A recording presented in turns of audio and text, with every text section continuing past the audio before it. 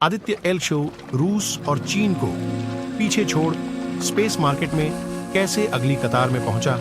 भारत चंद्रयान 3 की चांद पर सफल लैंडिंग के बाद अब भारत की अंतरिक्ष अनुसंधान एजेंसी इसरो ने सूर्य का अध्ययन करने के लिए श्रीहरिकोटा स्थित सतीश धवन अंतरिक्ष केंद्र से सोलर मिशन आदित्य L1 को सफलतापूर्वक लॉन्च किया है।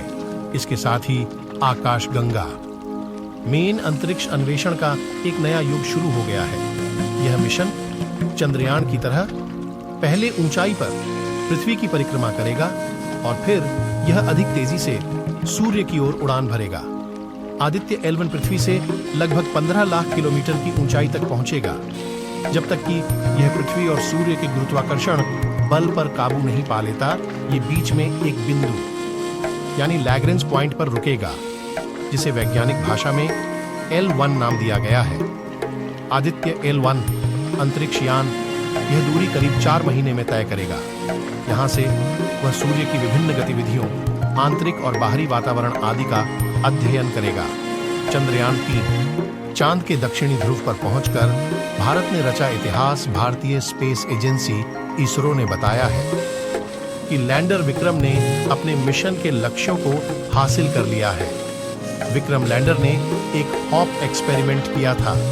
इस एक्सपेरिमेंट के तहत विक्रम लैंडर का इंजन स्टार्ट किया गया और करीब 40 सेंटीमीटर तक उसे उठाया गया और फिर 30-40 सेंटीमीटर की दूरी पर फिर लैंडिंग करवाई गई। भारत को चांद पर सफलता मिल गई है। चंद्रयान 3 ने चांद की सतह पर उतरकर इतिहास रच दिया है। चंद्रमा के दक्षिणी ध्रुव पर सफलतापूर्वक उतरने वाला भारत पहला देश बन गया है।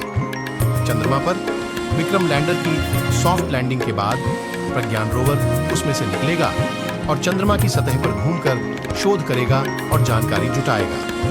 14 जुलाई को दोपहर 2:35 पर श्रीहरिकोटा से उड़ान भरने वाले चंद्रयान 3 ने अपनी 40 दिनों की लंबी यात्रा पूरी की है।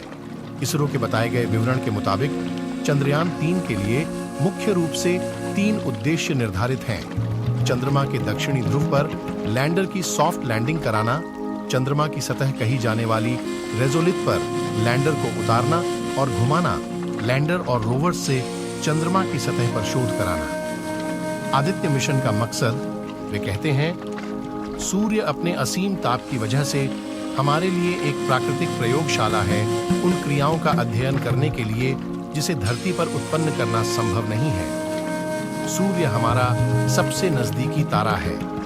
ये आग का गोला है जो लाखों डिग्री सेल्सियस गर्म है और पृथ्वी के आकार से लाखों गुना बड़ा है। सूर्य के सतह पर हर वक्त हजारों लाखों विस्फोट होते रहते हैं।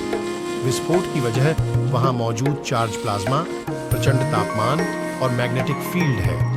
इस विस्फोट की वजह से भयानक तूफान उठता है और अंतरिक्ष में काफी सारा चार्ज प्लाज्मा फैल जाता है। कई बार सौर तूफान के रास्ते में पृथ्वी आ जाती है।